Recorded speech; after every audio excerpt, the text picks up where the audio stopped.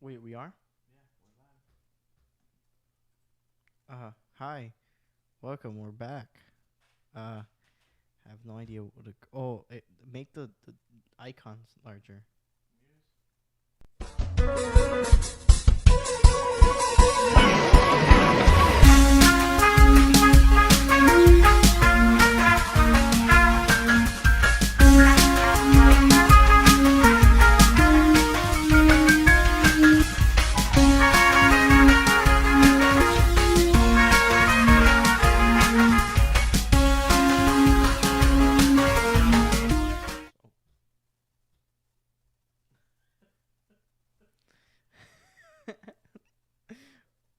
Okay, there you go. That's fine. That's fine.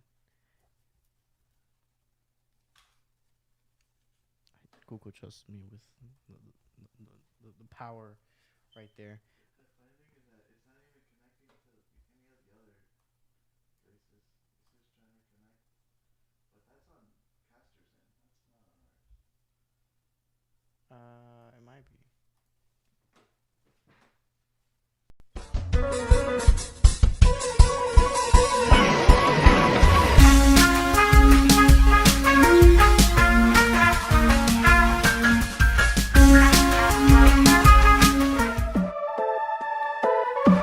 Okay,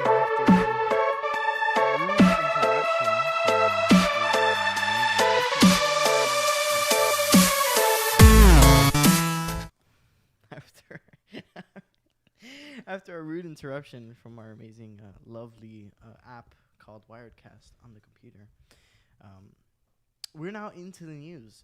So, Kuko, if you would wanna lead off onto what is it that we have from this week? So last week we didn't have a show because life and it's crazy because like we come back this week and everything is not running the way you're supposed to. Like the machine is kind of taking a crap on us. But last week the CFO, I don't know what CFO stands for, but the CFO of Xbox actually commented because they asked them, so now that you guys own Bethesda Studios, what's gonna happen? Are you guys gonna, keep everything in house? Is PlayStation gonna get anything? Is Nintendo gonna get anything?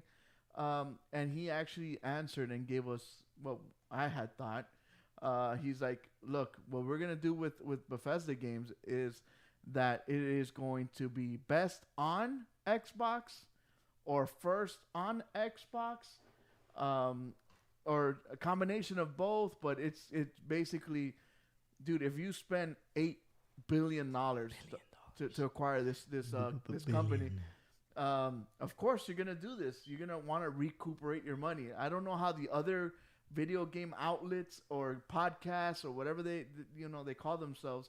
I don't know how they thought it was gonna be different. I don't know how they thought that Xbox was gonna spend all this money and then all of a sudden they're like, sure, we're gonna be nice to everybody. Dude, play all the games anywhere, anytime. The $8 billion, we're filthy rich, so we don't care about the $8 billion.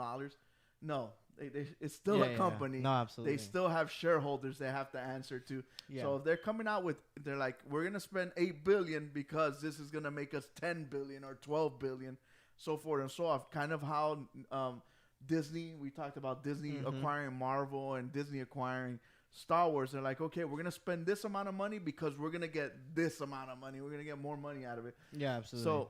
So how do you feel about knowing now what I had said before is basically what's gonna happen with Bethesda games on Xbox and PlayStation and Nintendo maybe getting sloppy seconds, timed exclusives. I for one, I'm not a. As you know me, I'm not a huge Bethesda guy. Yeah. I tried Fallout. Again, I know you say it wasn't the right Fallout to start off with, but I just didn't like it. I know Arcane Studios is different. I haven't tried Dishonored, so I can't, say it's good or bad because I've never tried it. But to me, to be honest, also Elder Scrolls isn't my type of game.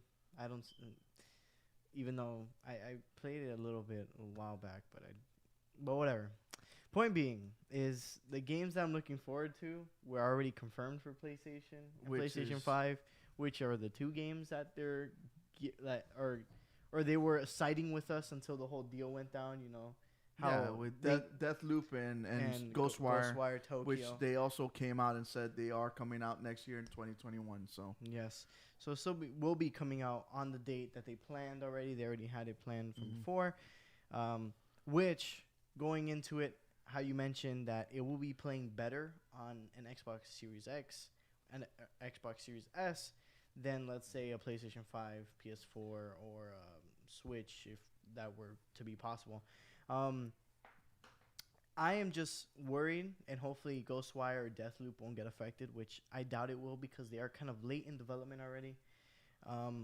In the sense of maybe taking capability of some of the features of the DualSense, taking away some gameplay aspects that maybe could have been there, just to accommodate to the whole. It is better on Series X. You know, it is better on Series S. Yeah. But there's a lot of other things we're gonna get into later on throughout the show as well, talking about and what does this mean, as in it'll be better on this console. You know, what are the capabilities or things we're gonna be taking away for, you know, having the quote unquote exclusivity of having better performance on said console. And a lot of this is also determined by us, the consumer, as well, because if PlayStation has 100 million consoles and Xbox only has like 30, 40, or 50, Xbox is going to want to have their game on the PlayStation because that way they could recuperate the money. But if Xbox starts blowing out PlayStation, it's the invert of it. If Xbox has 100 million consoles on and PlayStation 5's only got 30, they're going to be like, suckers, we don't need you. We're making our money the way we, you know. So we don't they need start you. just keeping their games to themselves. Start being exclusive games for the Xbox. See, records like me. He's an Arcane Studios fan. So am I. I love Dishonored. I love the stuff they do. I can't wait for Deathloop. I know they're gonna kill it.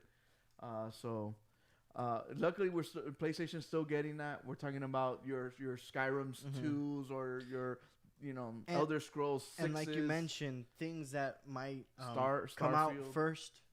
Things are for sure going to come out first on Xbox. Or we've seen it with COD already. COD is going to have zombies on PlayStation for the entire year, just like it did with Modern Warfare, where they had Spec Ops for the entire year. Yeah. The same thing. We're going to be seeing that same thing. That's how I think business-wise would make sense to do it that way, to say, hey, we're going to make Skyrim 2 or Elder Scrolls 6. Name it whatever you want. I don't care. Yeah. But it'll come out maybe on the Xbox a month early, and then the next month the PlayStation people will get it, and then the DLC will be the same. Like, hey, the DLC will be on Xbox for maybe 6 months to a year, and then later on it'll come to PlayStation. That way they can still make money off of PlayStation and keep the PlayStation people happy, but also give a big advantage for Xbox, because there's some people, like Nikki is one, that she's a huge Skyrim fan. And if you tell her, hey, Skyrim's going to come out on Xbox a whole year early, she might actually go out and buy an Xbox or just play it on her PC. That too. That's what I'm going to do. I'm just going to play it on my PC with the Ultimate Pass. You know, that came out last week. So the other thing is the PlayStation. So PlayStation 5 came out. A lot of people were hoping to play some of their PlayStation 4 games kind of up-res, the 4K, 60 frames per second, and some people wanted that whole 120. Warzone is one that you could do 120 in, but some games are not capable of running 120 megahertz or frames per second on the PlayStation 5. And why is that, Prodigy? Because the PlayStation itself is recognizing the game as a PS4 game, since they've added this backwards compatibility feature, which wasn't featured on the PS4 because, again, PS4 from PS3 to PS4 was different. The way it was built was different. So here from PS4 to PS5, the way they're doing it is that the game recognizes it as a PS4 game, and since it recognizes it as a game from the past console, it'll cap it at a certain amount that in which it was capped in the before console. Yeah. There are only a few games where through a little patch they were allowed to be optimized right now, but not fully upgraded. Games I always mention, Apex being one of them is Yeah. my most noticeable one. But does it do 120?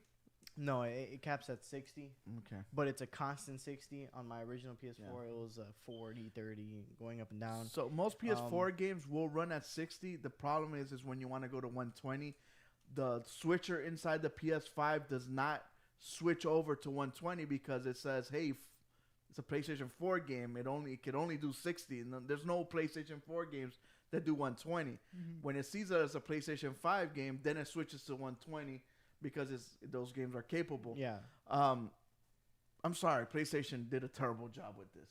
When it came, because Xbox does it magnifique. It just works. Every single here's Xbox the thing, game though. It works at 120. It's different. It's because Xbox has been putting a lot of effort in their backwards compatibility and how it works. From day one, they wanted people to play their Xbox Series S or X or Sex, whatever you want to call it, and they just want it to work seamlessly. Yeah, seamlessly. And so they put a lot of effort in that. I feel like PlayStation didn't put their effort into the whole backwards compatibility thing, and that's why we're having this issue right now. Yeah. And also maybe not a like you mentioned, no effort, so no direct, let's say, connection to developers to tell them, hey, we're gonna need this, and this by this date. Make it a small day one patch for people who download it on the PS5. Yeah. And so that way they can just have this little patch. Right now we'll have this. And then later on, guess what? Later on, like Rainbow's doing. Yeah, exactly. Rainbow's doing the big update. Yeah. This coming Tuesday. And they're going to be doing the big overhaul. A big PS5 free upgrade version. You're going to get a PS5 and Xbox Series X version where it's going to be running at 4K, 120. And it's a big overhaul. So, yeah. So we're definitely going to see that. So I think, like you said, I think the PlayStation should have done a better job going to Ubisoft or EA and saying, hey, dude, our console's going to come out. There's a lot of people that have this. How are we going to do this transition thing? You know, the transition of power, the big talk right now. Mm-hmm. And I think Xbox did a brilliant job with their, we used to make fun of the smart delivery, like what's so smart about it? But they did a really good job with, like, here you are. Now we're going to take you to the next generation of consoles, and it's going to be nice and smooth. Same thing when you did your setup with Xbox. There was very little setup that had to be done for you to start playing. With a PlayStation, it took me maybe like 30 minutes to actually, input information. And that's that I transferred all my information from my PS4 to the PS5, and it still took a while for me to get into playing. Mm-hmm. So okay. But yeah, I think PlayStation should have been overall very transparent with developers to make this just a better experience. Because, like I was telling Retro, my brother, I was like, let's download Rocket League on the PS5 and see. I'm like, I want to see nice 60 frames. Let's play a nice match. yeah. And then since I was playing Spider-Man earlier that day, Spider-Man Remastered, I was playing it at 60, at the not fidelity, performance version of the game. And then I go to the Rocket League and I look at it, I'm like, dude, I don't think this looks like 30. Like my eyes, it looks weird. And I'm like, I don't think Rocket League is upgraded or it hasn't been patched or anything to make it go 60 or even above that. Yeah. So yeah, it kind of sucks that we didn't see that transparency with the developers to, let them know, hey, we need this by the launch date at least. Yeah. And I didn't think there was a big difference between 30, 60, 120. I've always said it when I play Apex. I'm like, I see the freaking I see it go up and down. I see it when I'm playing. And there is a huge difference. And I saw it with Miles Morales, which we're going to talk about later on. When I beat the first time around, I did it in fidelity with the lighting. And this time around, I chose to go with performance. And for me, it looked better with performance. I'm like, dude, it feels like the characters are more crisp than fuzzy. That's what I like. The lighting's amazing and the shadows and yes, the reflections on the water. But how often do I look at the reflection when I look at the character more? I rather the character look more smooth and more real. So I'm like, I might start converting to this whole performance team. Yes, because it is just such a big difference. It just to your eyes, it's nice. Like it just, it looks nice because everything's moving in a motion that would be almost especially with realistic. Spider-Man, the way he web slings that motion, And the makes a big fighting and all that stuff.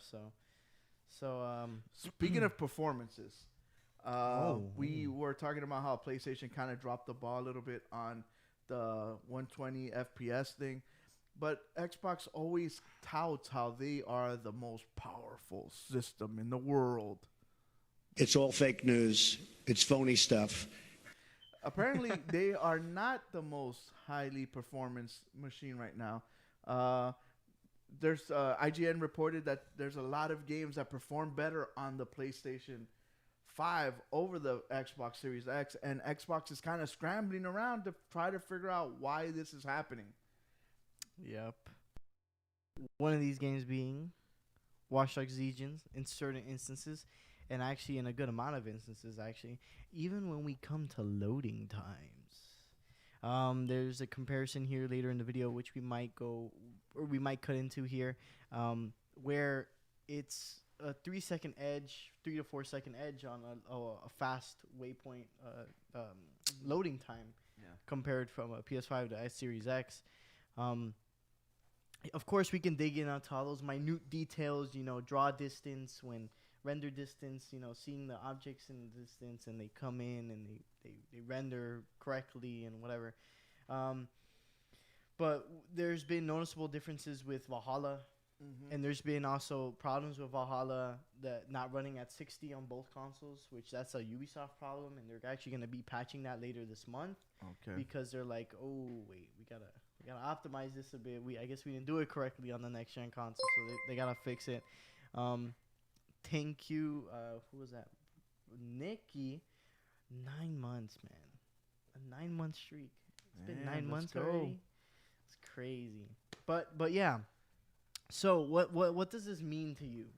What does this mean that Xbox has been touting their horn of the most powerful console, and not maybe living up to it? Maybe in the third party games.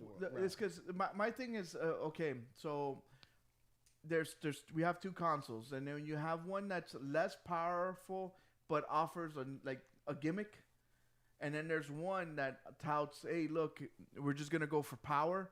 So buy our console because our console is more powerful than the other one. And the other one's like, okay, ours is not as powerful, but guess what? We're going to do sound differently. We're going to do a controller differently.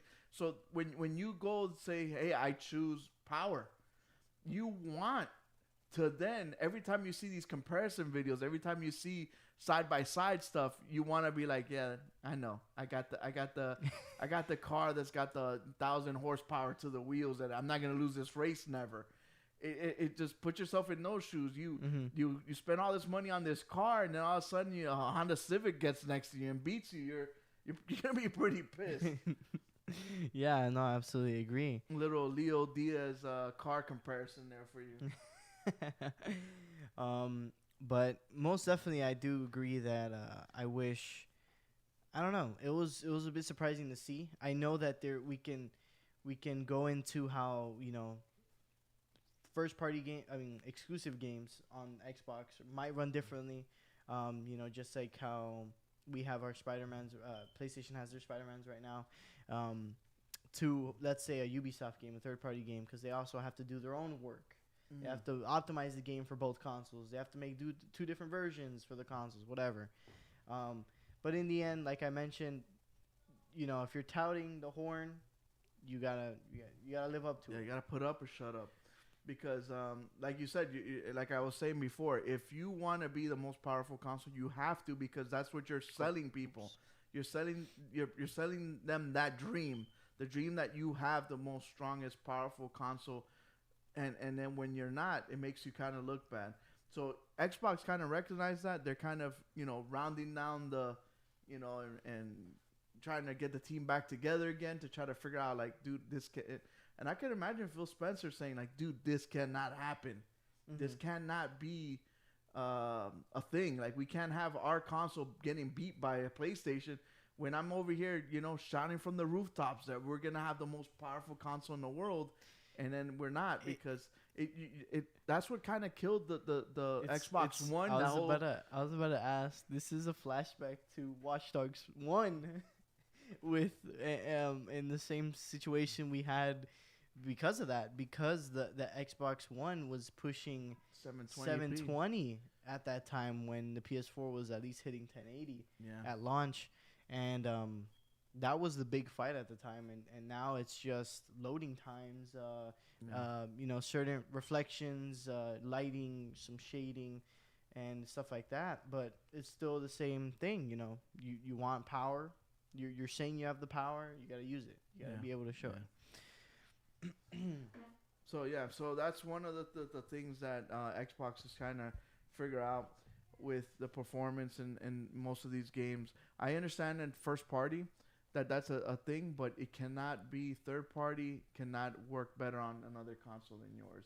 Yeah. Because that's where your bread and butter is, trying to get all the third party people playing on your system instead of PlayStations or Xbox and vice versa. Yeah. And another thing, I know Xbox spend a lot of money and time trying to get Japan to buy their consoles. And up to right now, PlayStation has sold 120,000 units in Japan, and Xbox has only sold 20,000. I don't know if that's a good sign or a bad sign. I know Xbox kind of wanted to get a better foothold in Japan. But of course, Japan is where Sony is born, is where it's made. But so they need to do a better job over there. I just think that some of the games that Xbox makes does not appeal to the Japanese market. I think that Sony kind of I think that's their home base, so they know what needs to be made to be sold. One thing we can go over right now that you're mentioning the whole sales maybe in Japan or whatever, which we'll just jump to real quick. And you can mark it off so that way we don't go over it. Phil Spencer this week put out some statement. I know in the notes it sounds weird to put out a statement on toxicity, but I was like, what the heck? I even wrote, what the hell does this mean? Toxicity is he's actually talking about toxic fanboys actually. He's talking about people who maybe lend themselves too much to one side where they won't give the other side a chance, and he talks to both sides of the veil, because he's addressing the console war and how people are. I love Phil Spencer. I've always said that Phil Spencer is by far the best video game head executive. And you'll see he'll congratulate Sony for their games. Deep down inside he's a gamer, and he wants the gaming market to grow and to become better and expand and to go through new avenues and stuff. So I get where he's coming from. Yeah. So he was just mentioning, like, look, you guys can create this whole console war thing, whatever. And you know how, I don't know if you saw on social media probably a month prior, PlayStation and Sony, well, the media people, the ones that control their media pages, they were just having their little, we love gaming. Like, they were trying to come together. Everyone's trying to come together. Best friends. But he's mentioning how it's like, I don't want my toxic Xbox fanboys to defend me or whatever, and how we should all just appreciate games. That's what we're all here for. We're all a big community. That's what we are, as a giant community of just gamers. Yeah. And so that's what he was putting out. It's like, we don't need toxicity because, people are always like, oh, PlayStation this, or, oh, no, Xbox is better, PC, blah, blah. And he's like, let's all come together and just coexist, make better games and have good experiences. So I commend Phil Spencer for doing that, to come out and say that. I think he always does a good job when it comes to stuff like that. And then you have PlayStation then also come out and say, hey, we don't like the console war. Yeah. The console war is not something that we're looking forward to. But I don't like his excuse for not liking the console war. I really hate it. I don't like the way he said it. Jim Ryan, right? It was the one that it creates competition. And we don't like competition. I didn't like that, because we always talk about how competition makes the better out of both of them. Yeah, because if there's no competition and everything just stays equal, there's no innovation, there's no changing, there's nothing. Like right now, we're playing with this PlayStation 5 controller that has haptic feedback. You know who made the haptic feedback for the PS5? The same Them. guys that made the haptic feedback for the Nintendo Switch controller. Wait, what? You remember when the Nintendo Switch controller came Yeah, out yeah, and the they're like, whole dude, rumble. you can rumble, you can feel how many the ice amount of cubes. ice cubes are in here. So Sony went to them and say, hey, whatever tech that's in that little controller, I want you to make it better for us. Yeah. Because why? Well, they could have just said, hey, we want it the same. No, they want it better. And that means an improvement. And that means that there has to be competition so I can outplay you and outperform you and become better and better. Yeah. You know, like I compare it to sports. Like when I coached a team, one of my friends asked me, what's the most important thing for a team to become better? I go, competition. And he's like, what do you mean? I go, if these little kids compete every day in practice for their position, they're going to get better and better. And every time they get better, the next kid's going to be like, dude, I got to get better than him so I can start over him. And that competition keeps making them better and better and better and better. And their qualities just keep going up in their gameplay. Same thing. When I heard Jim Ryan say, oh, we don't like competition, we don't like the wars, I'm like, you might not, but I love competition because I want to have better and more better stuff. If the Valve Index would have said, we're just going to make another, a VR headset just like the Oculus, we wouldn't have these freaking new controllers that can feel your fingers and the textures and all that stuff. All that makes a big difference in innovating and improving. So I get Phil Spencer's side of he doesn't like the toxic fanboy nature, and all the stuff that happens on social media and the video game world because everybody likes to hide behind the internet and they're all tough guys and I sleep with your mom and this and that. But I understand Jim Ryan and the fact that he doesn't want us to be fighting as far as a war, but you have to have competition. Xbox has to be on PlayStation's heels all the time so PlayStation can become better. Nintendo has to be on their heels so they can become better. And it has to have that competition. Same thing with TVs. If everyone had the same screen, why buy a Sony or a Samsung? You just buy a screen. Yeah, absolutely. Yeah, we see it everywhere. It's with everything when it comes to marketing. So, no, I absolutely agree. That mentality of I don't like competition is like everybody gets a trophy. Yeah, it's a participation award. And I'm sorry, I'm anti-participation trophies. I saw a podcast one time of a guy that he had his son was in a basketball team, and they were like 5-year-olds, and it was a basketball team run by some Russian guys. And then the Russian guy, at the end of practice, he would give kids a star. And the dad noticed that, that some kids would get stars and other kids wouldn't. And he's like, dude, how come my kid didn't get a star? Like, well, your kid didn't do good today. Why am I going to give him a star? Oh, but he's a little kid. He's like, yeah, when I was a little kid, I was out in the farm picking, hunting and stuff. These kids are playing basketball. If you want your son to get a star, tell him to play better next time. And what happens? Your kid gets better.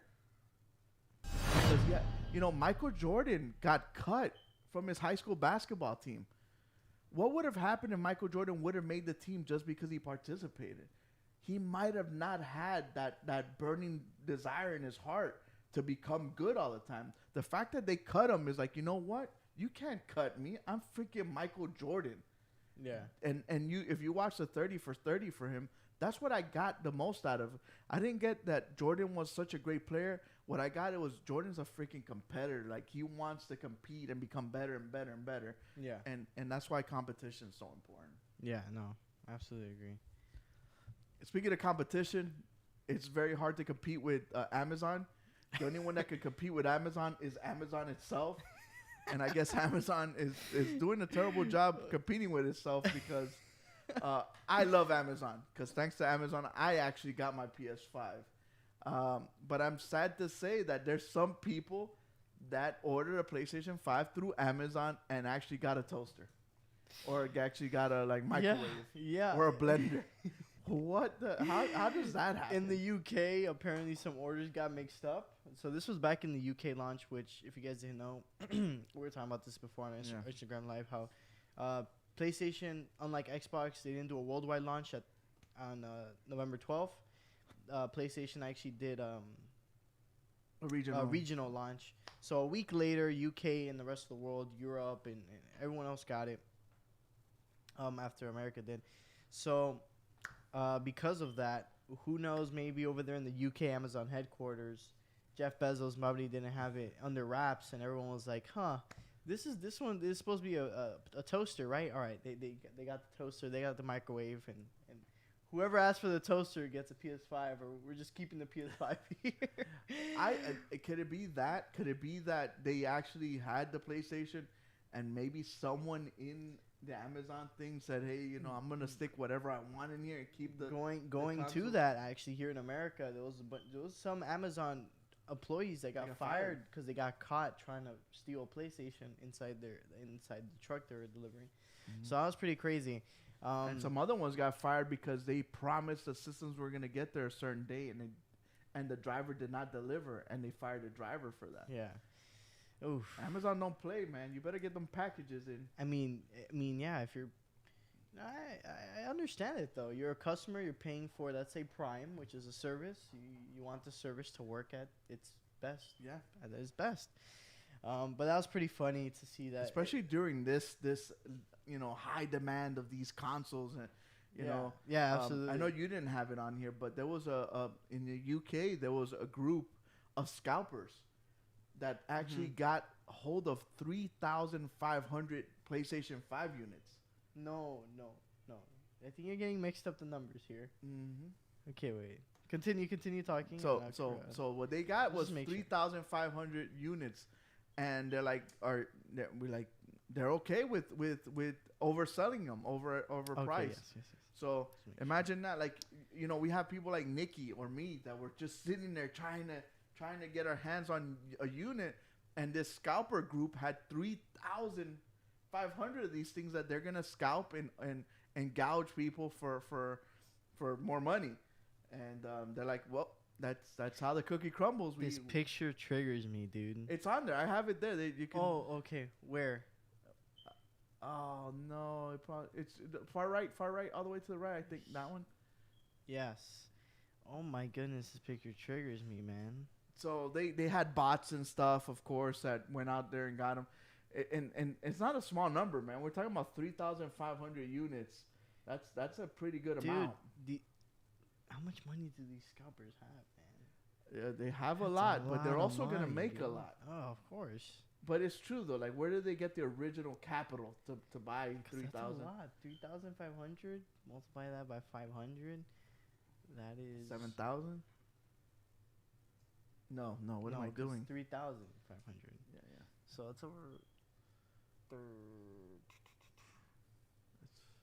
We're getting into the tens of thousands. Yeah. No. That's for sure. So it's like kind of almost like. I would like to say around 30. I'm really good at math, but I need a paper. I can't do it in my mind. 30,000. We'll say around $30,000. But that's a lot of money. First of all, that's just an outrageous amount of money. It's a huge group that did this. So it kind of sucks for people like you and I that are trying to get one for our kids or for us to enjoy, and they're over here just stacking these things up like you see in this picture. But they're like, I don't care. That's what we're in. Sammy in the chat said it as well. She's like, oh, LMAO, you guys are having the same issue PC users are having with the GPU, which we know as well. Are they scalping the GPU though? The 3080s? Yeah. Yeah, for sure. Oh my gosh. Or 3070s, right? Is the lower one supers? Yeah. They're doing the same thing. I can't. Why, and also, I can't find 2080s anywhere. Absolutely anywhere as well. Those are things that are just disappeared off the face of the earth. So it's pretty it's people are just, and that's even crazier evil, because man. if you think about it, they're just producing a GPU. With the console, they gotta produce the GPU, the motherboard, the CPU. Yeah, it already has all the parts in it. You know, this is just a part of many. And they're having problems producing it. It just sucks that like Sammy says, like, now you got scalpers trying to get the GPUs, and people that want to get a GPU can't get it. The people are so freaking evil, man. I hate. Well, it's because you know what? You have people like my friend that like, well, whatever, I'll bite the bullet and pay extra, and that because if people would not buy them, then the next time around, like these scalpers are probably gonna do the same thing with the PS6. Yeah, and the Xbox, Pi, whatever. They're running out of names. First it was numbers, then letters, and maybe the Xbox Series triangle or something. I'll go with shapes or colors, maybe. Series Y. But it just sucks because people keep buying it, so they're gonna just do it again. But if people would not buy it, they're like, I'm not gonna invest the $30,000 on buying this whole truck full of systems if nobody's gonna buy them. Yeah. Imagine it's just like one part of the PC. It's like really, and they're reselling it for like 1,000 plus.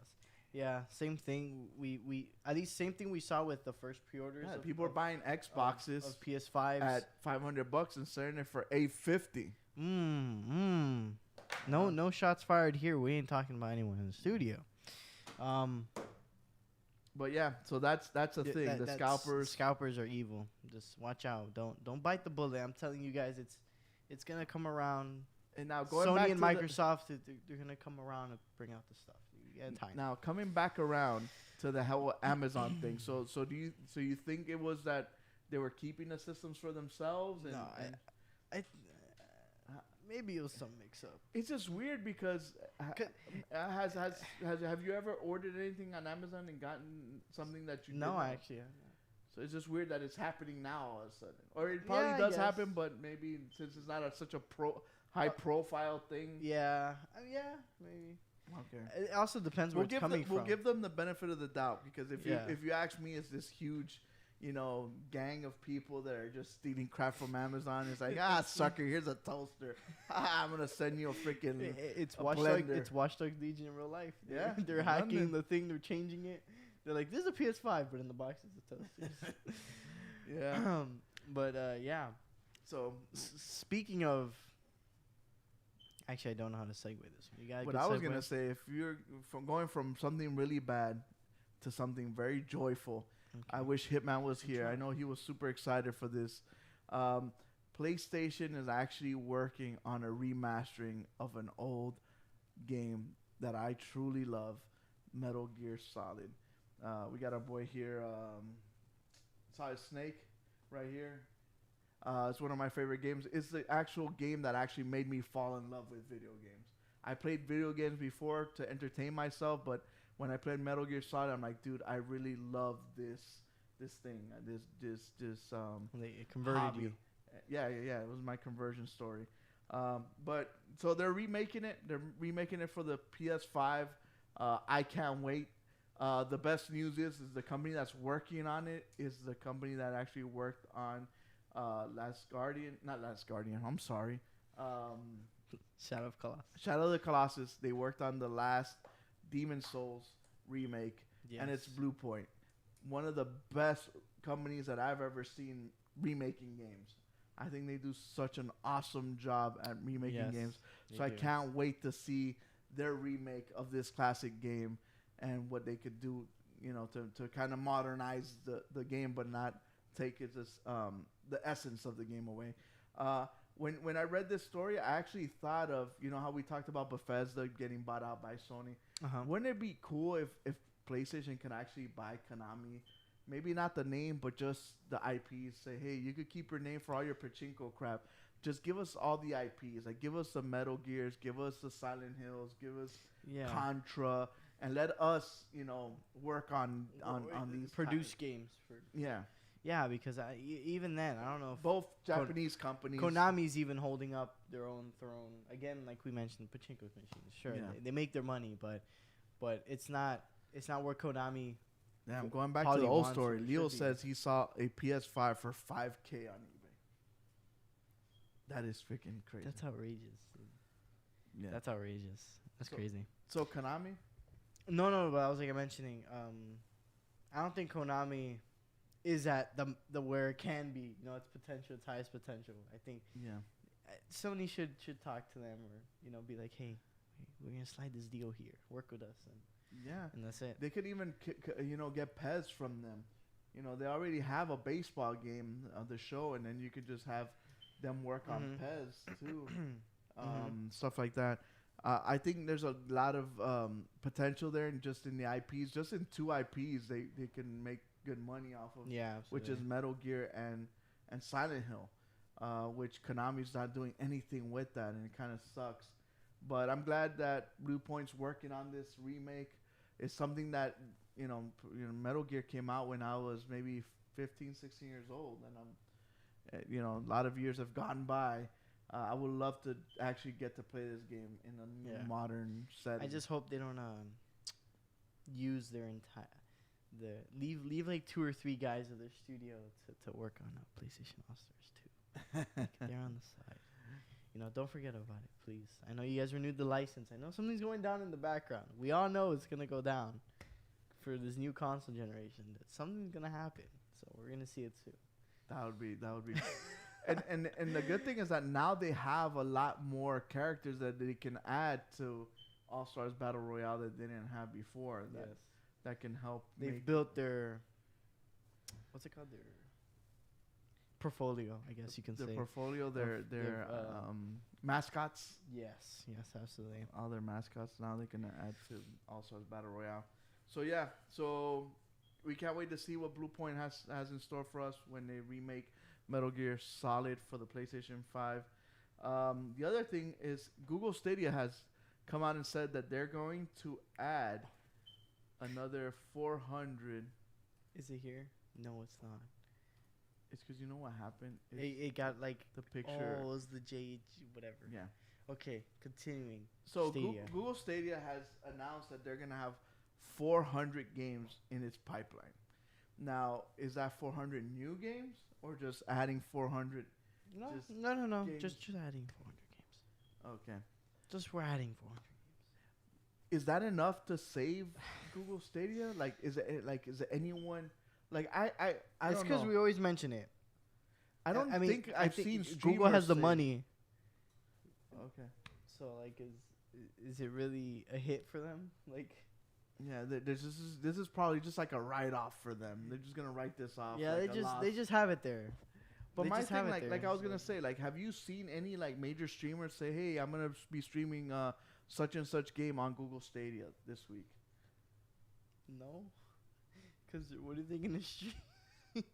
They could be streaming It's not Among even that. Us. They could stream anything. You don't even have to stream. No, they don't have Among Us on Google Stadia store. It's only on Steam. It was a bad example, but anything. Okay, but you don't hear Valhalla. I'm gonna stream Valhalla off of Google Stadia. You don't hear anyone say that. Absolutely nobody. I've never heard anyone say that. Exactly. The last person I heard use Stadia was Bravo, and that was because he tried it for the first time this week. Okay. And he used it on his TV. Okay, and how was it? He said it was actually really, really good. But like we always mention, the fact that you gotta buy the games, like you pay for the service for a certain quality, right? So whatever quality you want, and then you gotta buy the games as well. It's like, dude. Well, you gotta buy the games on Steam, PlayStation, or Xbox. Okay, but still, you're not. I guess you could say PlayStation Plus is the service, or Xbox Gold, or Game Pass, whatever is the service. But you're still paying, for that every month on Stadia. Oh, you're you get what I'm saying? For their PlayStation or Xbox Live for their which you do for the PlayStation for their Plus. server or whatever thing there. It's the same. The only difference is that I guess it's the selection. There's a couple differences. One is the selection of games, and two, where are all your friends on? Then you have to then be the freaking missionary of Stadia. You have to go around preaching to your friends yeah, Xbox is awesome and PlayStation, but you should come over to Team Stadia so I can have friends to play. Yeah. So that's a huge factor, because do you have to pay for Xbox Live? Yes. Do you have to pay for PlayStation Plus? Yes. Do you have to pay for Stadia? Yes. Do you have to buy a game on Xbox? Yes, you do. You have to buy a game on PlayStation? Yes. You buy a game on Stadia. All those things check out on all three of them.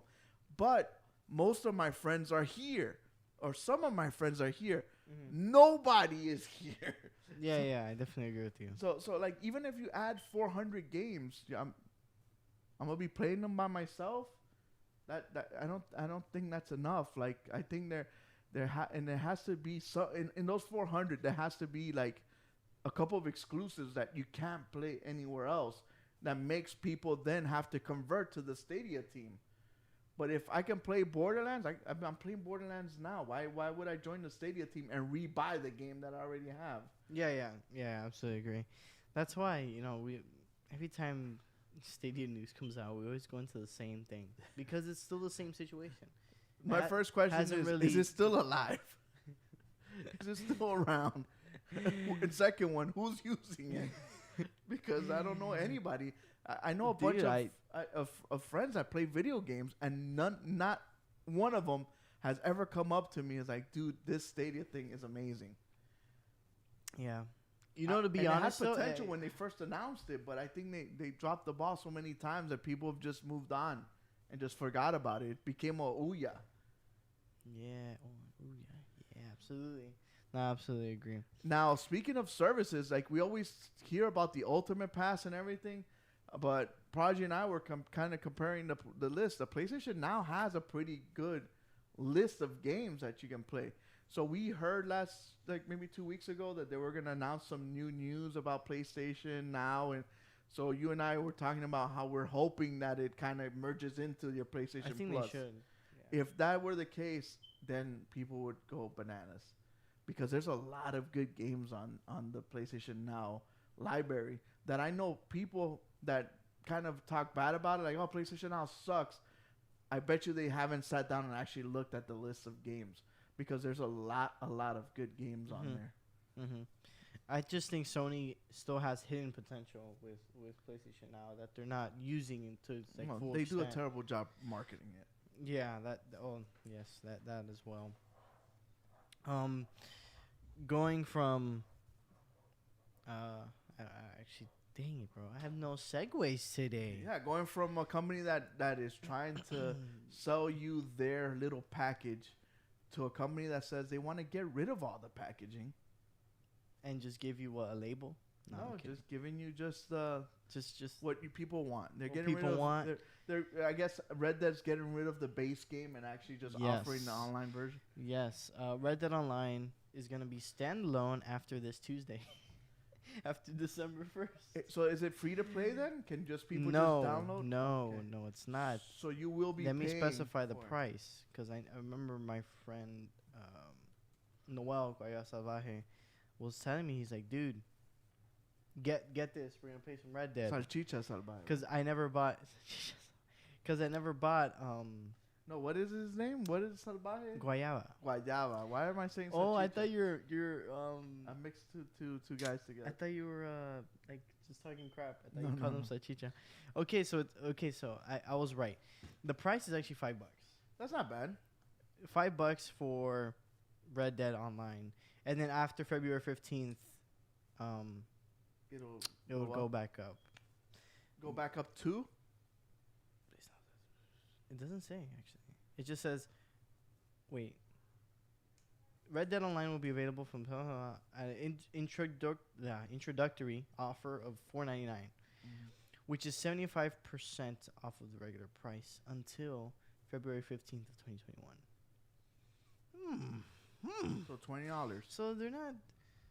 I'm guessing $20 would be 75%. Yeah. So $20 would be the price after February 15th. Why not do this with GTA 5? With GTA Online? Yeah, just say, hey, you could get GTA Online. You could, forget about. It's and I thought about it. I'm like, but why? If they keep selling the game for $60, it's because Red Dead's not being sold anymore. Exactly, Red Dead Online isn't being played as much as GTA Online is. Because I guess it will. Start adding freaking. The DeLorean inside the Red Dead and make it that bad. Marty McFly went Back to the Future to cowboy time. Back to the Future 3. It's because the I think that the landscape, the environment doesn't bode well for online gaming. Like when you're like, oh man, you could get in cars and rob banks and this and that, and then you're like, oh, we can, horse and carriage. So me and my 5 friends are gonna get on horse and carriage. Yeah, no, I definitely agree. But I mean, I most likely will be purchasing this. Yeah, $5. $5 really is not anything. So how long do you have before the price goes up? February 15th Okay, so you got like a good 3 months to get $5. to get it for $5. I think that's a Get it for good $5. buy, actually. Yeah. So Um, if you guys are looking to do anything, a new multiplayer game per se, you know, because right now we're kind of in a stalemate. I mean, for those who got COD, you're playing COD right now and all that, but we haven't had a new multiplayer game. Is it because we were so used to getting, you know, Call of Duty, Battlefield, Battlefront, all these other multiplayer games? Dude, I've had the itch to play Battlefield 5, bro. I really want to play Battlefield 5 and just play as in Wake Island and Iwo Jima. And Let's do it. Let's do it. I really want to play Battlefield 5. It's funny how before there was nothing but multiplayer games coming out, like bam, bam, bam, bam, bam. Mm-hmm. And then now we're just getting like one. I'm glad we switched to narrative.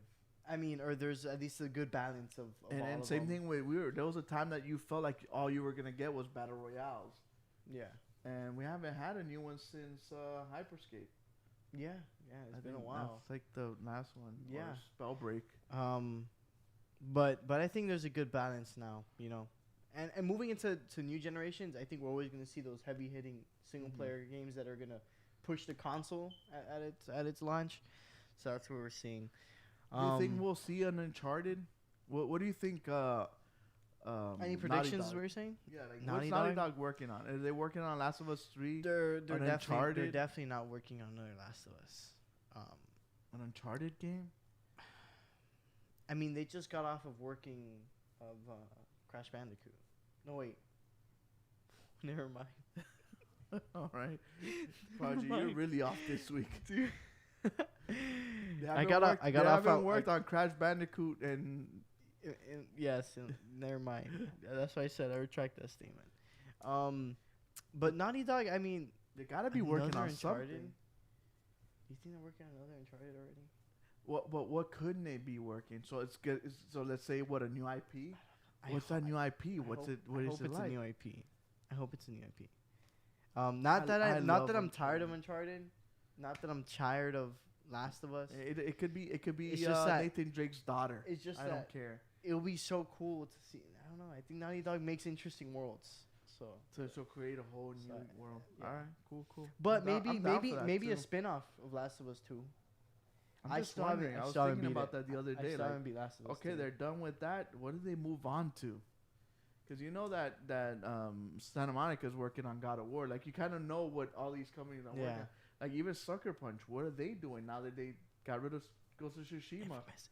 Are they gonna go back to Infamous or? I actually want another Infamous. I think like I wouldn't especially mind another when you Infamous. get like when you start playing Spider-Man, and you see the potential of like an Infamous in that Dude, graphical potential, and the movement, haptics and the rumble and the. that'll be I awesome. still miss the. Dude, imagine feeling the Same ball. thing and with the Insomniac. When Insomniac just finished Spider-Man, they're working on Ratchet. Ratchet. Are they gonna work on a little Resistance, Hall of Man? You know, like, Or once they're done with Horizon. are we gonna Right get now a we Killzone? got Gorilla on Horizon. So it's gonna be interesting. It's gonna be real interesting. I know back in the day, a lot of people didn't like, Killzone or didn't really. You think like, they'll give it another chance? I think like the new age generation kind of would love to play those kind of games like Resistance Fall of Man, like not Dead Space. They would love a Dead Space too, but what was the other one I just finished saying? Killzone. I don't know. I'm just thinking out. We're putting it out there. Thinking out loud. Yes. So as far as news, that's it, right? Because I know you always do your little scribbles on the little paper. But as far as news, that's everything. Major headlines for this week. Overall, you got anything else to add? The other good thing about separating Red Dead is in hard drive space. You could save a lot of hard drive space. And so that's why another reason why I brought up GTA. It would be good to just download the online version and not have to download everything. Especially when we have to we got that manage. sacrifice and manage. I mean, mine is already filled because I don't have an external one. Because I have PS4 games which I would just run on my external. I wouldn't put it on the SSD. Yeah. But yeah.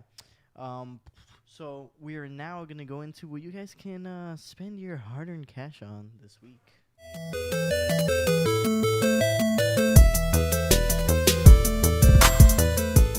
So yeah, so there's a bunch of games I see here. Hoping that some of these are PlayStation 5 games, maybe. Oh, you will be surprised. I hope so. So going from the beginning, we got Chronos Before the Ashes coming out on PC, PS4, Xbox One, Switch, Stadia. Like you mentioned, hopefully PS5 or Xbox Series X. We're still, like we mentioned, that transitional phase. I think as we keep going along, going into 2021, we're going to see a lot of games. These newer games are backwards compatible, right? Like we don't have to worry about it. Yes, I hope so too. I think so too. This is a like a mixed trailer. This is a live action person though. Don't think those are the graphics of the game. My damn, this looks amazing. Yeah, I'm like welcome to the new generation of gaming. Which actually, let me just do this. It's this one, so that we can see better. So yeah, Chronos. This game actually looks really cool. It's an action adventure game. From what it looks like, this is coming out again on December 1st, this Tuesday. This cannot be a $60 game.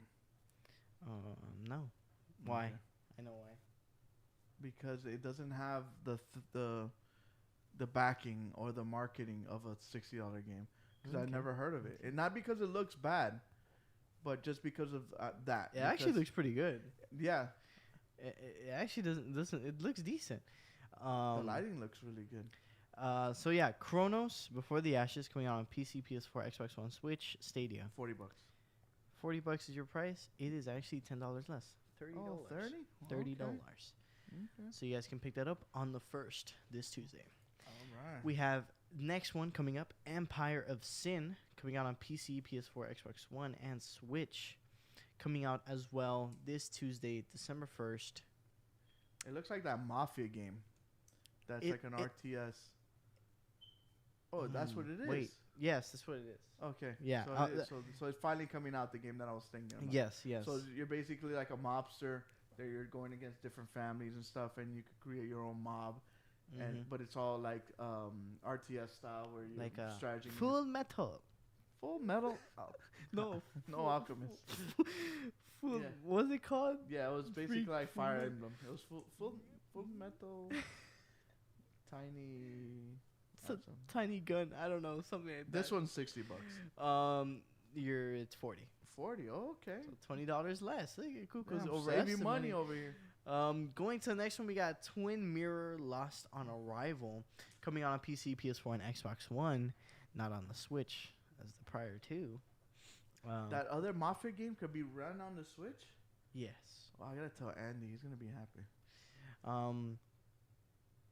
So yeah, Twin Mirror Lost on Arrival coming out on PC, PS4, Xbox One, coming out on December 1st as well. Is this like an Until Dawn style game? What do you call that, by the way? Choose your own story? Is that what? I guess it's not choose your own adventure. Is it interactive narrative? Oh, I don't know. We'll go with interactive narrative. Because Walking Simulator is taken already. Walking Simulator it's because Walking Simulator is just like what Remains of Eden Fitch is a Walking Simulator. Yeah. So this is considered an adventure game. I find it funny that they named it Walking Simulator. Like you're not simulating walking. You're actually going through a story. Yeah, you're actually going through something. Because if you think of like Walking Simulator, it's like I'm simulating just walking. That sucks. It's a terrible game. So yeah, you guys can pick that one up for how much do you think? I'll go with $40. 30. Okay, damn. Yeah, look at you. Black Friday. Black Friday, right? All right, moving on to the next one. We got Worms Rumble coming out on PC, PS5, and PS4. Is this an exclusive game? Yeah, it's console exclusive, actually. Which, have you ever played any of the Worms games before? I think I played one on the PSP a long time ago, and I don't remember. Yeah, but this is a battle royale. Oh, wow. This is actually real-time play, not like previous Worms games. Yeah, and they were like where strategy. it's kind of strategy turn-based, where you go, enemies do that. So 32 cross-play, so cross-platform. as well. Oh, okay. With this, it's a deathmatch and battle royale game. It's coming out on Tuesday as well, December 1st, and you actually get it. For free? Yes, You're kidding. for the month of December. This is the free game for PlayStation wow. Plus. That's that. And if must you own a get then. PC, you can get it for $15. What? Yes. PC Master Race, baby. Dude, it actually looks good though. Like it looks What- you really know what? good. It kind of like I'm thinking, kind of like Mario. Oh, I want to The say the- 32. the one that's coming out, yeah. The one that came out that Oh, was only yeah, for like a yeah, month yeah. long.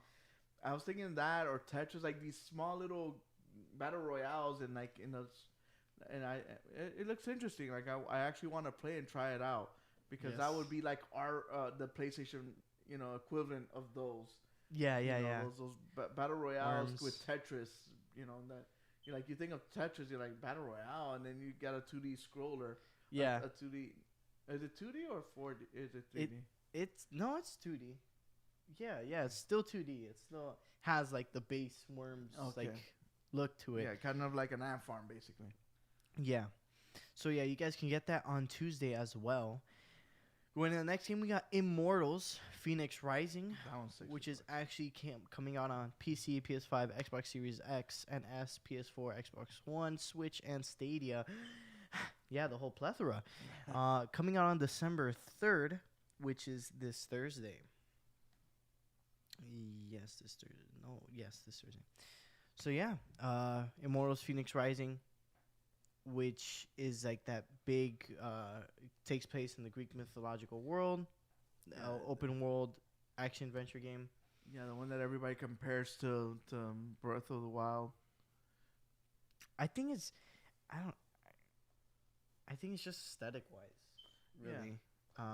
Maybe I doubt the gameplay would be so similar. But yeah, this game, like you mentioned, it is $60. This is a AAA This game. what used to be Gods and Monsters, but had to get the name changed thanks to Monster the energy drink. Oh yes, that's right. That's nothing. So stupid.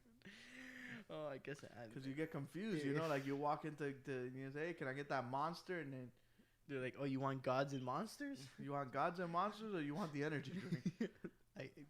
Whatever. It's so dumb. So yeah, you guys can get that on the 3rd of this week. Next, we're moving on to Morbid: The Seven Acolytes.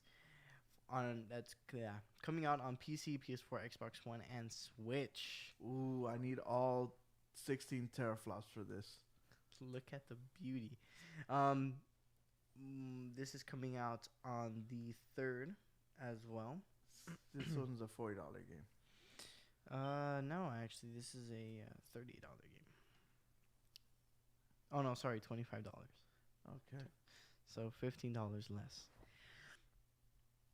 Next, we got Taiko no Tatsujin Rhythmic Adventure Pack. So this is a DLC coming out for Taiko no Tatsujin, the music game, drum and dump or something. What the fuck? You can't even say it. Coming out on the Switch. Coming out on the Switch.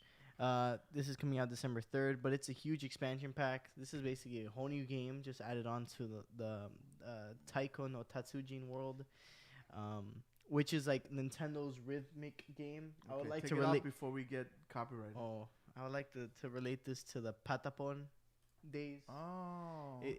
It's not the same exact concept, but it's just rhythm and has the little characters that are kind of similar. Dang, I haven't played in a long time. So yeah, you guys can get that DLC for $50.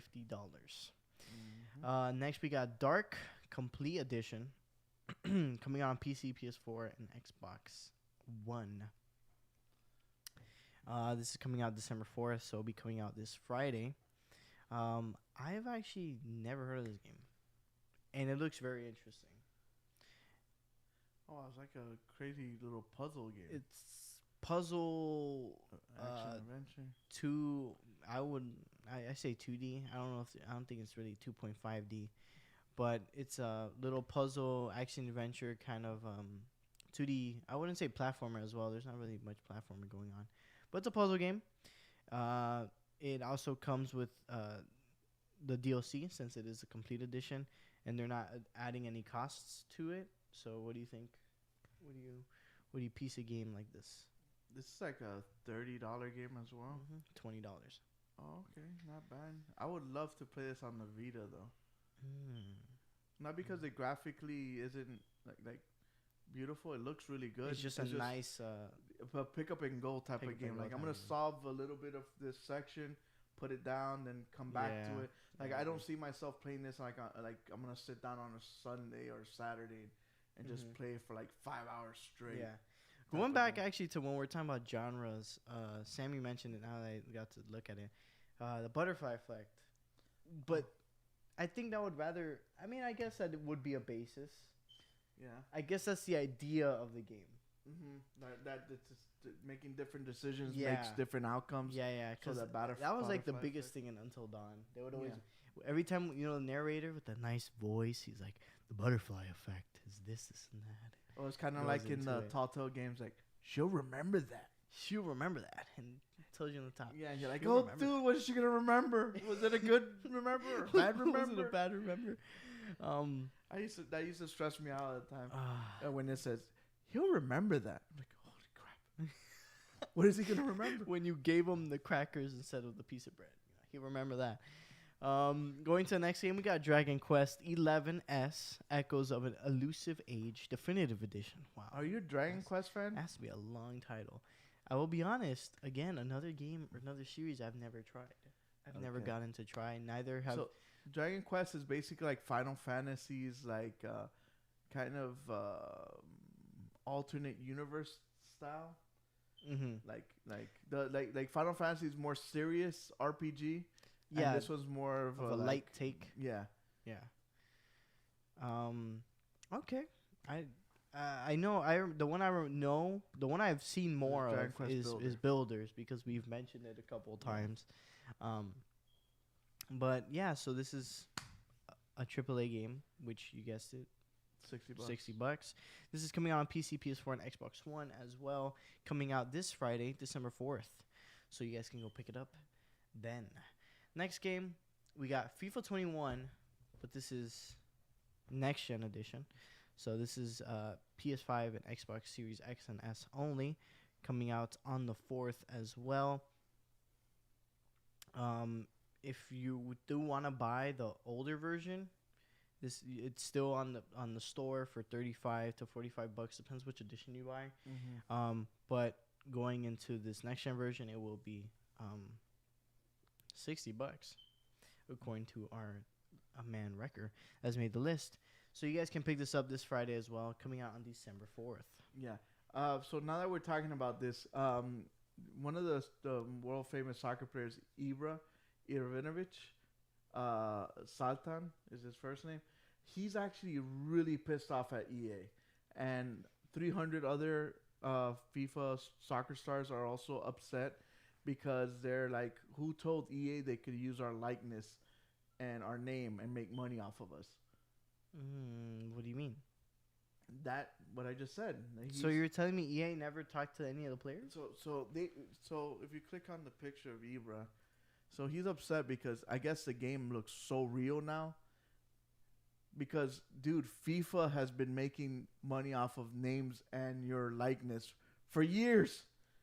For years, like all of a sudden it's a problem. Wait, that's what I'm saying. That's what I'm asking. I'm like, has EA never discussed to them? Like so basically, what EA does is they go to, like in the NFL, they sign the NFL, but before they used to go to the Players Association and say, hey, look, how much would it cost for us to be able to use the likeness? And then the Players Association would come up with a deal and say, hey, look, for this amount, you could use the player's likeness because that's their what's it called? Their labor union is the Players Association. So FIFA has their own, and it's called FIFA Pro something. It's got a name. I forgot the name now. But EA has gone to them. And also, EA signed a contract with AC Milan this year. And guess what? He plays with AC Milan. So it's like, dude, so now Ibra is suing EA, and a bunch of other players are also upset because they're What? using. I'm like, but so my thing is, what's your opinion on this? Like, dude, one, it's been happening for years. Yeah, Like, my opinion is, I mean, EA they've been doing it, and they have the right to do it already. It's not like this came out of the blue. Like, hey, we're putting you in the game now, and we're gonna use you. So yeah, no, I find it stupid. I find it stupid. Okay, I'm not famous, so I don't know what it's like for Yeah, people I to guess. use my name and my face, but it kind of feels kind of petty coming from this guy. Like, oh, you can't use my likeness. You can't. You know, Yeah, it seems like I an need- ego. I need- It's I like an need- ego type of yeah. thing. I don't. Yeah. and It's I'm like, dude, like one, like I said before, like you've been in since FIFA freaking 2000. yeah. We're in FIFA 21 already. Like, Yeah. especially you're an old player. Mhm. You've been in this game for years, dude. Like, why not? Why didn't you raise a fuss the first year you got on there? Yeah. Why now? Like, it feels kind of like like what you're starting to get washed up and you want to make some extra money on your way out type of thing, because EA's been putting your Yeah. face on stuff for a while now. Yeah, I know. Yeah, it's just that's really stupid. That Did is really FIFA stupid. get some new license or did PES? So there's a fight between EA and FIFA now. They're both getting different licensing for different teams and stuff. So Juventus went to PES, and that's why EA went after AC Milan, which is another big Italian team. Which that's why EA is like, you want to take us to court, but dude, you're gonna lose because we already had made this deal and your Yeah. team said it was okay, and guess what? You're part of the team, so they're going back and forth. Pez is signing different clubs, different teams, different leagues. Now FIFA's trying to get on that bandwagon on signing teams and leagues as well. Mhm. But I just thought it was funny when I read that Ibra's throwing a fit, and 300 other 300 multimillionaires are pissed off because some computer generates a face that looks like them. But remember, we can't talk about them because we don't live their life, right? Yeah, you don't know what it's Yeah, like. watch out, you don't People know what making it's money like. off of your name. Please, I would love to have that problem. Let me know, please. Sign me up. Yeah, sign me up for that Um, problem. But yeah, so those are the games you guys can spend your hard-earned cash on, which actually a good amount of them aren't too bad of a price. And if you guys did stock up on any of those Black Friday deals on any of the stores, I know PSN's deal ends at 3 a.m, so in like a couple of hours. Yeah, I gotta look through that. So if you guys want to pick up any good Black Friday games, I remember I go picked do up it. The Order 1886 for like $3 one time, Oh yeah. and I bought Killzone Shadowfall for like $5 because I had the CD version at the time.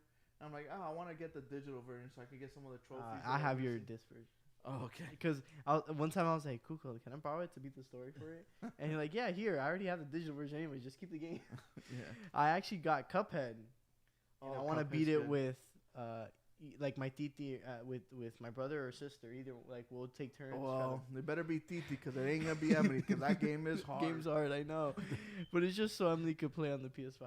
And then I also bought Ghost Runner, which was Yeah. like $15, I think. Yeah, Ghost Runner is a good game. So yeah, so make sure you guys go and look at Steam I and know Xbox, Xbox which has I some think are too. still having their sales. Make sure to look through the games and try to get stuff. Why Before end it now? Why the not go deals through down. Cyber Monday? You're basically a cyber store. Yeah, I don't know why. That's It's because I guess the tagline is Black Friday deals. So yeah, now we're gonna jump into the reviews of the week.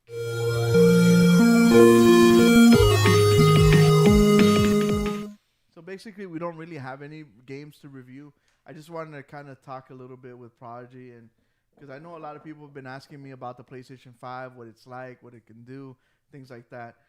So one of the games that I played and I beat was Miles Morales, Spider-Man. Mm-hmm. It actually is called Marvel Spider-Man Miles Morales. Yes. Don't It's forget the Marvels. Okay. Yeah, Marvel's very important. I loved this game. The story was really good. The acting is really good.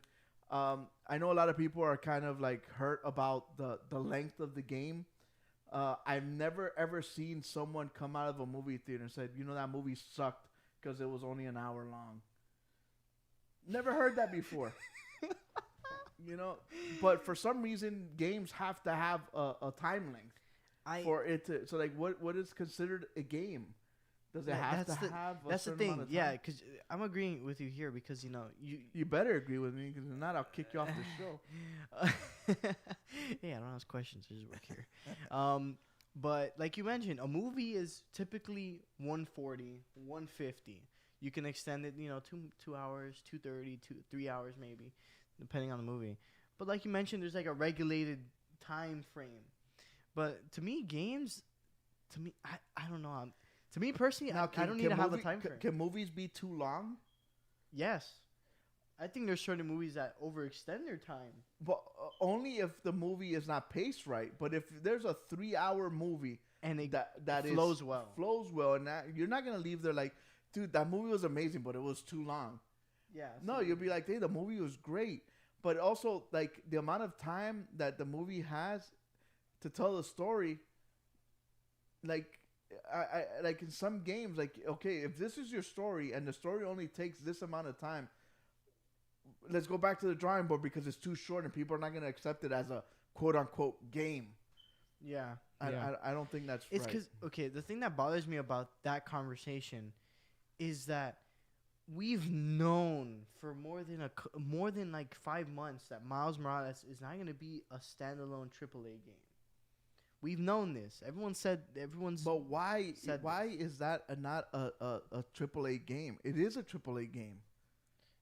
I mean, not considered by others because it's just not. It's because I guess the price point it's at and the content provided is not long enough to be considered a full-fledged standalone like title. Okay.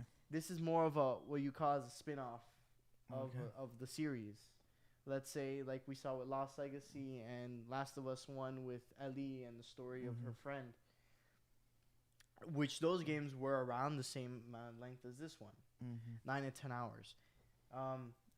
Okay, contrary to popular belief, you can extend this time if you go around doing all the stupid side missions, trying to upgrade your suits. I've been playing this game for weeks. I've been playing this game for a whole week. If you grind it though, if you're the people that sits down, I don't like sitting down and playing through my. You know how you also like? Maybe I did wrong. Maybe I've taken a long time because I love to web sling. Yes, it feels so damn awesome. From the beginning of the game, you could time travel. Yeah, in this it was different. Why time travel? I'm sorry, wrong word. Yeah, fast travel. Fast travel. Fast travel. We're not time traveling here. Yeah. You can fast travel from the beginning of the game. And you know how in certain games you have to get to the location first before you can fast travel to the location? Maybe some of these people like, oh, this game sucks because it's too short because they fast traveled the whole game. Yeah. And there are certain missions where they don't let you though. But when you fast travel, they don't interrupt dialogue.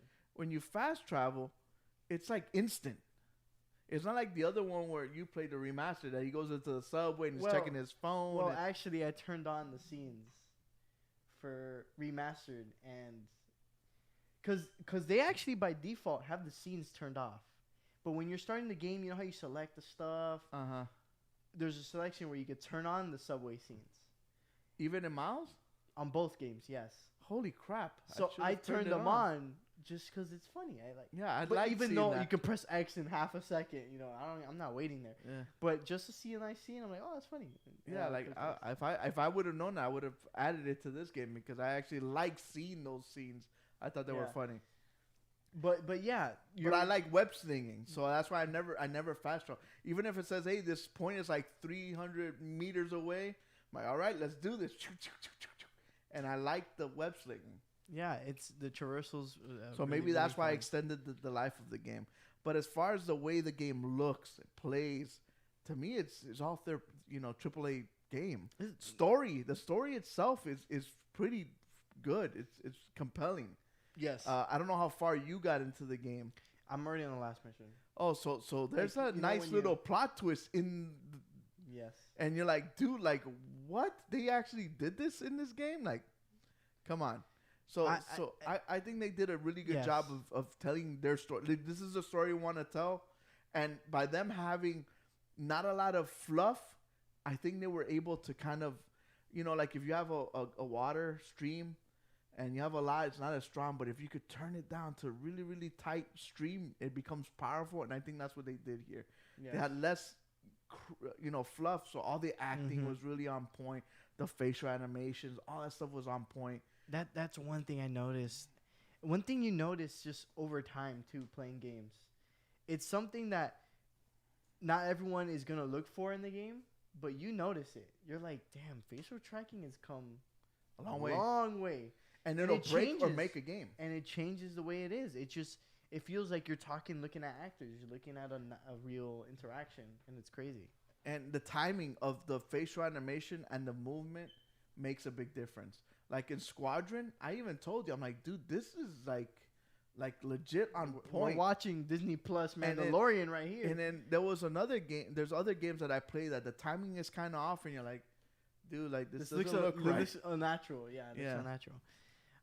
But yeah, I like you mentioned the whole fluff thing. And this is we're gonna give our little review of Miles as well as we also move into other things. Mhm. I think as a game to first of all also take advantage of haptics. Yeah, I hate the in fact the that they're game. like, oh, there's no launch title for the PlayStation. This is a great launch title. This one, Demon Souls from Guayaba Salvaje already. He's beat it twice already. It's because he's a huge Dark Souls fan. Huge Dark Souls fans. He also beat Sekiro, which he says is the hardest game in the entire world. And Yeah. it is the hardest game. It's the most difficult thing he's ever played in his life. And he plays all his games on the hardest difficulty. He beats them all on the hardest. Because he likes challenging himself in every game he Yeah. plays. So he told me that Demon Souls was also a fantastic launch title. And I when I was playing Remastered, him and I had picture-in-picture mode when we would be in the party. So I'll be playing and I'll be watching him play Demon Souls, and I'll be playing Spider-Man. He'll be watching me play Spider-Man, and we'll just interact. He'll show me certain things in Demon Souls or whatever. Lighting and it's is night and day in those two games. oh, Like absolutely. color and lighting. Oh yeah, but Demon Souls some of their places look so awesome. Like Yeah. it's Blue really, Point, it's man. really, Blue really Point. crazy. That's why I'm excited for Yeah. the Metal Gear game. But going back to Miles, I think, and also we also got to get adjusted to the price change. This would be a $40 game on Mhm. last gen, but now it's 50. But either way, I think it is a phenomenal game. Phenomenal game, phenomenal way of showing what the PS5 is capable of. It's a great launch title, like you mentioned. Haptic feedback on it. Like when you're in the train at the beginning, you can feel the train moving. You feel the tracks when and hear you could doo-doo, and you doo, could feel the weight of the doo, train moving. doo, doo. When he goes and types the keyboard, whenever you're doing the simulation stuff, you can The Venom feel. when he scans on the keyboard as well. The Venom abilities when you overcharge, you feel the like lightning going tick, tick, tick, like it's so crazy. But like it's just really good. I think they did a good job. I also like you mentioned, the story is really good. As an addition to the main Peter Parker storyline that we have going on, this spin-off is a great addition to the entire Spider-Man universe that they're trying to make in these games. And I love how they touch the Hispanic, the I actually really liked the way they did the it. BLM stuff. I liked also the deaf girl that Mhm. has he was using ASL. He knows how to speak sign language. I thought it was so cool. And it's funny. It's kind of going into the real world, where me at work, I've already experienced workers that they don't know. I mean, customers that they don't, they're deaf. Mm-hmm. And I'm like, dude, and seeing the game and how he speaks, I'm like, this actually kind of compelled me to kind of learn simple sign His language. friend says it. Hey, maybe next year I should take a little bit of Yeah. ASL. Yeah, and it's crazy. I'm like, damn, that's so funny. This Yeah. is crazy. And it looks like in the at the end it kind of hinted like, "What's up, shorty?" Okay, wait. Oh, okay. Let's not get into that. But overall, Kuka, what is your final verdict of Miles? Oh, I loved the game. Like I said, like for me, like I didn't think of length. Wait, Recker, you do have time. Yeah, I didn't think of length of the game or the how long did this game. Like I just enjoyed it. I just enjoyed everything of it. I enjoyed his powers. I enjoyed how they used it. I enjoyed, like I said, swinging through through the city. I liked the way the city looked. I liked the little Easter eggs, like going and go see, Stan Lee's statue, stuff like that. Like I like that. I like the way they handled it, and I think I like the way they handled Miles Morales as well, and just the way they came up with the idea Like if you think about it, there's two Spider-Mans. There's Peter Parker and there's Miles. Like how are they gonna have this happening? And I think it was really smart and really when you think about it, yeah, that makes sense. That could happen. Yes, it makes absolute sense, and I actually liked it, and I think they did a good job. And the Tinkerer is the bad guy in this game. I have never heard of the Tinkerer, so I think they did a really good job. I saw the sign and I still got scared. Yeah. Hello, caller. Yo, it's Wrecker. Yo, what's up, Mr. man? Wrecker? I was going to call in earlier for the Miles review, but I ended up doing something. So, I just want to say that Miles is great overall. Initially, I thought, it's $50. It's a shorter game. I don't think it would be worth the money paying for Miles. Maybe just wait for it to go on sale. Mm-hmm. But, they're like, oh, well, Merry Christmas. Get it. I was like, okay. So I ended up getting Miles and playing it. And I went through it in a day. Well, 2 days because I did the New Game Plus. And I gotta say, just besides all the representation they do, I think even though it's a shorter game, the story overall rivals the first games. Just for, not the length, but more of the emotion of the story. Mm-hmm. I highly enjoyed Miles a lot. And it was, I think, the first game I've platted on the PS5. Okay. So... I just want to say it's great. I think the story and the way they handled the acting and everything at the end, when you get to the ending, like you actually think like, man, damn, that's deep. That was good. So I don't want to spoil it for other people, but I highly recommend that you go out and get this game. And also, watching the trailer right now that we're watching, when Miles first gets on the scene and he's gets off the subway. And he's walking through his neighborhood, and he's just like this little punk that just got his powers, and he's trying to figure out. And then where he gets to the end, and you get to see that progression of himself growing up to be the superhero of this area. It's pretty cool. Yeah, not only that, the attention to detail they put into the cutscenes, and you can see the snow droplets falling on people's clothes. When Miles takes damage before the cutscene or during the cutscene, his suit will be damaged. You know what's funny? Before you continue, the mesh under and all that. The snow thing, I thought I was the only one that noticed that, and I'm like, damn, it's crazy how the snow's falling and actually melting on his. I'm gonna not move him. I want to see if this is like organic, or is it the droplets are in the same spot every time, like spot forming going. But it was dynamic. It would fall on different spots, and different spots would get wet and stuff. And I was like, man, that takes a lot of work. If my son's taking computer classes and he's learning how to code and stuff, and he tells me, dude, I've been working on this character to walk for like a week, and it's just like a simple stick figure. I would imagine coding this stuff must be very difficult. Mm-hmm. Yeah, Insomniac really blew it out of the park with Miles Morales. It's a great game. I was just picking it up. Yeah, and I also like the different factions that you have to worry about. You have, Yeah. Yeah, the underground and. You got underground, Roxxon, and then the thugs on the street. Yeah. But yeah, thank you, Wrecker, for calling in and giving us your input on Miles. We love having you always. So have a good one. You too. Thank you. I just noticed Nikki's like, I never fast travel. Yeah, Nikki's the actiony type. Yeah, she likes walking across Skyrim. And it was cool in Skyrim because every time I would never fast travel either, unless it was really, really far. But like I would like to walk because stuff would happen all the time. It was crazy. So yeah, Spider-Man, if you guys get a chance, check it out. Yes. The haptic feedback, the web slinging tension stuff, all that's there. It's really, really cool. I really liked it. Yeah. Yeah, for sure. If you guys haven't gotten maybe a game that you're saying, maybe you have a PS5, you haven't gotten a game that is compelling or anything, I really suggest giving Miles a try. I think it's a good entry game. Do you really need to know much about the last game? No, they actually do if you choose to, you can actually see like a quick flashback of everything from Spider-Man on PS4. So you don't really have to play the first You one. could do that? Yeah. Dang, bro. Jeez. I must have like skip. Let's start playing. Yeah, yeah. You. It even pops up a whole bar.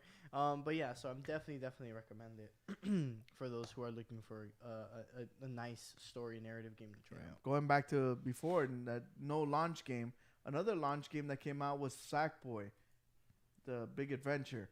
I know that a lot of people are not into 3D platformers, stuff like that, but I actually enjoyed playing this game. I have 3 boys. 2 of them are really young. I got a 9-year-old, an 8-year-old and a 10-year-old, and we're always looking for different things to play. So this game actually let us play together and actually beat the game together and stuff. And I'm telling you, if Sackboy was able to get a red hat on, this would be a 10 out of 10 and everybody would be talking about it. But since he's a Sony platformer mascot, they don't give it the time of day.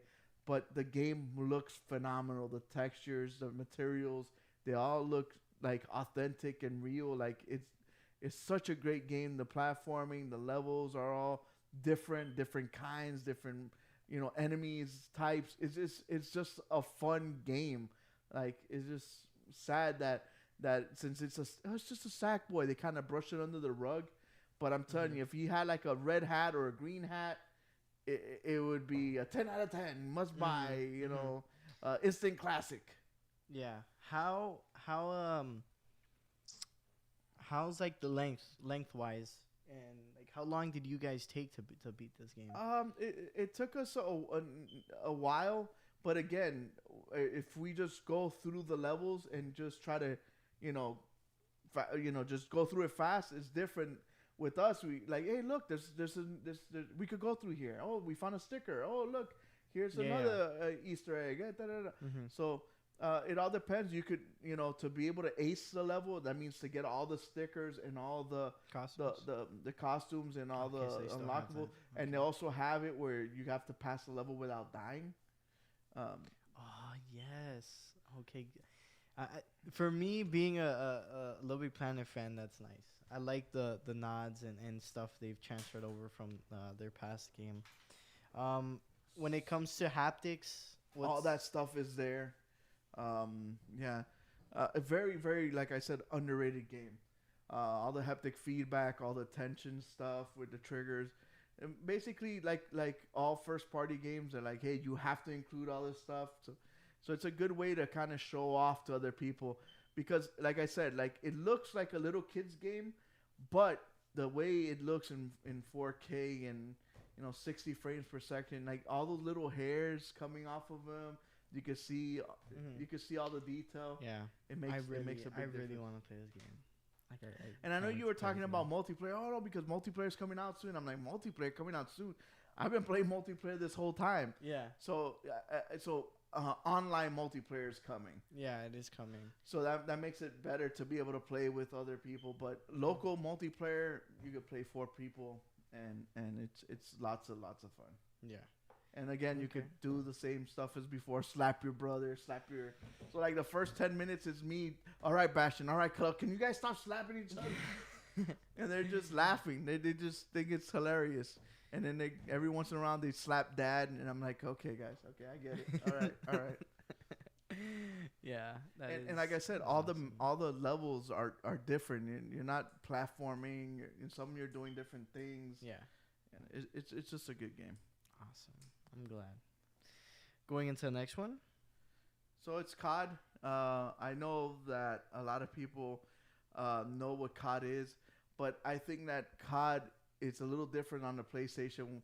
I know the multiplayer professionals take the haptic feedback and the trigger response stuff off, but I love it in the story and in zombies because I'm not competing with other people. I'm just competing with the game.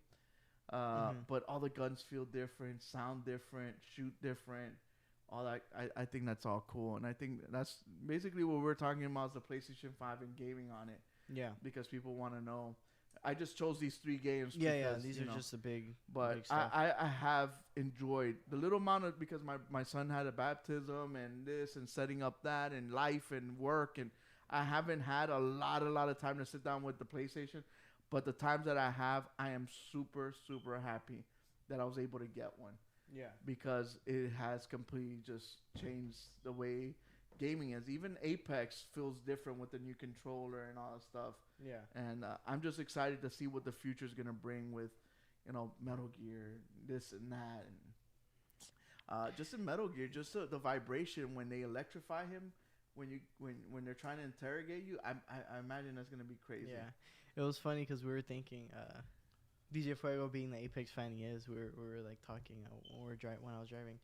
I wonder how crazy it'll be if Apex gets a PS5 upgrade, and you charge up a charge rifle and it winds up, and then you feel like the energy in your hand, or See, the but Sentinel you charge it up. I, and he love that. Yeah. But other people, I know, hate it. we always They it's hate always it. the same thing. And they're like, oh, dude, that's the first thing I turned off. It's like, bro, I don't know. I'll go back to the question. It's like, why'd you even buy a new console then? You know, like, I know we're playing the same old games, but once you upgrade it, it becomes different. But yeah, gaming on the PS5 has been great. Overall, there are little tad bit things I don't like. They can change, but overall, I think it's just been a drastic difference, a big upgrade. I think you kind of could cluster the people up in, like, you have like the casual gamers that do like mobile games, stuff like that. Then you have your multiplayer group, kind of like your hitmans, the midfield maestros, the Jimbos, that will shut it off. But then you have groups like you and I that Where they play experience everything. I wouldn't say experience, but that we play everything. Okay. So therefore, okay, now I get what you're saying. We like to experience things. Yeah. And I think that's the group that leaves it on. Yeah. Because we want to see what it can do in other facets. But since they're so into multiplayer and that, they're like, I don't care about this trigger stuff. I want to be able to kill somebody quick, because they're in that competitive thing. But I think that there's a larger group that's into the experience stuff. Yeah. And they're the ones that'll probably leave the stuff on. Yeah. No, I agree. But yeah, overall, how long has it been? 2 weeks already? Yeah. It's been 2 weeks. 2 weeks into next gen, and it's been crazy. Like I mentioned, I can't wait to see what the future holds. Can't wait to see Horizon. Next week I'm gonna talk about Assassin's Creed. Okay. Because I haven't played it yet, because I've been playing these. They have a huge patch that's coming out. I was also waiting for that. So now there's a lot of stuff that's getting fixed. Yeah, and the optimized patch and is gonna stuff. come out. For sure. So that, and then also talk about Rainbow and how visually. Yeah, things Rainbow just we're gonna change. be trying out this week for sure. And of course the Apex. And thing. we're also gonna talk about. We have we have a good amount of stuff. 10, 12 people in our club now for Apex. Yes. We need to get more We have a people. good amount What of about your people. friends? Are they in their own club? It's because you don't. Yeah. Okay. Yeah, actually, yeah. Also, Game of the Year awards is the Next week. would be next week. So we're also gonna be having our little predictions and stuff like that. But yeah, guys, that is a review of gaming on the PlayStation 5 and also Miles Morales. Since I'm basically done with the game. Holland's the last mission. Kuko's already beat the game. So yeah, thank you guys for watching. Remember to tune in on our socials: Facebook, Instagram, Twitter, GameBros space or _show. So Game of the Year is the 10th. So Yeah. next week we should give our predictions. Yeah, and yeah. see if they come true. So yeah. Yeah, don't forget to do that. If you guys want to join Discord, we have all our links on our Instagram. If you guys go to our bio, we have the links to all of our stuff. You guys can join there. We are going to plan a Christmas movie watching session on our Discord. I'm going to speak to our little crew, and we're going to definitely have that rolling so we can host that, have a It'll little be a thing Christmas with movie? the community. Yes, it'll be Christmas themed, so we can have it for the Christmas month. So... That'd be cool. Once a month, watch a movie. yeah, so that way we can have a little participation there in the community. Anything else you got? No. for the local fans, if you guys want to join our Christmas party, we gotta set that up as well. If we have any our local fans that want to be a part of it, just DM us on Instagram, and you guys could be a part of our Game Bros gift exchange that we do every year. We eat, play games, and share gifts. Yeah. Pretty fun. So yeah, like we always say, Live in your world, but playing our